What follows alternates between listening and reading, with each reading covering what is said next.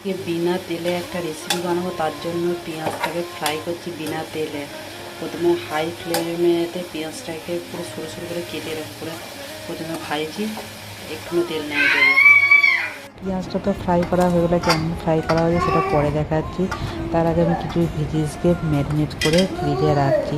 তো আমি এখানে ব্রকলি নিয়েছি, বিনস নিয়েছি, গাজর নিয়েছি, আর পুদিনা পাতা, কাঁচা লঙ্কা নিয়েছি, আর দুটো এলাচকে থেতো করে দিয়েছি, আর আদা রসুন বাটা, আর কিছু মশলা দেবো। তার সাথে একটা তেজপাতা এবার দিয়ে দিচ্ছি। তেজপাতা দেওয়া হয়ে যাওয়ার পর আমি গরম মশলা দেবো পাউডার, আর ধনে গুঁড়ো, জিরে গুঁড়ো দেবো। হলুদ তো লাগবে না, আর ঝালের জন্য আমি কাঁচা লঙ্কা দিয়েছি। তো এই মশলাগুলোকে ভালো করে মাখিয়ে নেবো দইয়ের সাথে। দইটা একটু বেশি পরিমাণে দিতে হবে, কারণ ঘি আর তেল কিছুই পড়বে না, দইটাতেই পুরো রান্নাটা হবে। এই জন্য দইটা একটু বেশি দিতে হবে। অতিরিক্ত বেশি হয়ে গেলে টক হয়ে যাবে, কারণ আমারটা একটু টক হয়ে গিয়েছিলো। আমি ফার্স্ট টাইম বানাচ্ছিলাম, তো এই পেঁয়াজটা এইভাবেই এতটাই ভাজা হয়। তো এইভাবেই ভাজাটা আমার হয়েছে, আরও ভাজা হবে নাকি আমি জানি না, কিন্তু আমার আর হচ্ছিলো না। তো আমি যেটা ইউটিউবে দেখেছিলাম, তো ইউটিউবে আরও ভাজা হয়েছিলো, কিন্তু আমার আর হচ্ছিলো না। তারপরে আমি হাঁড়িটা গরম করে হাঁড়িটাতে আমি ক্যাপসিকামটা দিতে ভুলে গেছিলাম, তো সবজির মধ্যে এবার ক্যাপসিকামটা আমি দিয়ে দিচ্ছি। তার সাথে সাথে 1 চামচ আমি কেওড়া জল আর 1 চামচ গোলাপ জল দিয়ে দিচ্ছি। দিয়ে ভালো করে রান্না করে নেবো, মশলাগুলোর সাথে মাখিয়ে।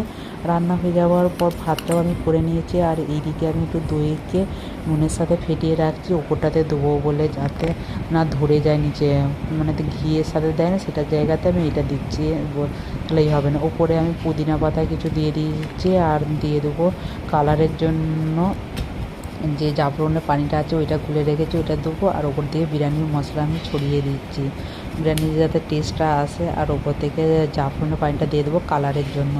জাফরান আমি খুবই অল্প দিয়েছি, পানিটা একটু বেশি দিয়েছি, কারণ এটা মানে দুধ দিয়ে করে যে নর্মালি, কিন্তু আমি তো দুধ এইসব দেবো না, সেই জন্য।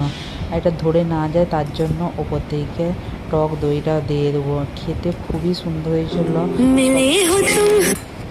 খেতে খুবই সুন্দর হয়েছিলো, সব কিছু ঠিকই ছিল, শুধু একটু টকটা অতিরিক্ত হয়ে গিয়েছিলো।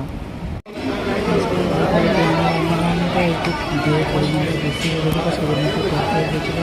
নাহলে ওভারঅল বিরিয়ানিটা খুবই হয়ে গেছিলো। নেক্সট টাইম আরও ভালো করে বানানোর চেষ্টা করবো। তো তারপরে রেস্ট করে দুপুরবেলায় গিয়েছিলাম কিছু খেতে। দুপুরবেলায় খেয়েছিলাম স্যান্ডউইচ চাটা, ফুচকা। স্যান্ডউইচ চাটা মোটামুটি খুবই ভালো লাগছিলো, অতটাও ভালো লাগছিলো না। এই দোকানের চাটগুলো খুবই ভালো, কিন্তু স্যান্ডউইচ চাটা অতটাও ভালো লাগছিলো না। আর ফুচকাটা ভালোই ছিল, ফুচকা এর সাথে আমি একটু টেস্ট করলাম, ভালোই ছিল। তো তারপরে এটা হচ্ছে আমাদের রাতের খাবার। রাতে ছিল বেগুন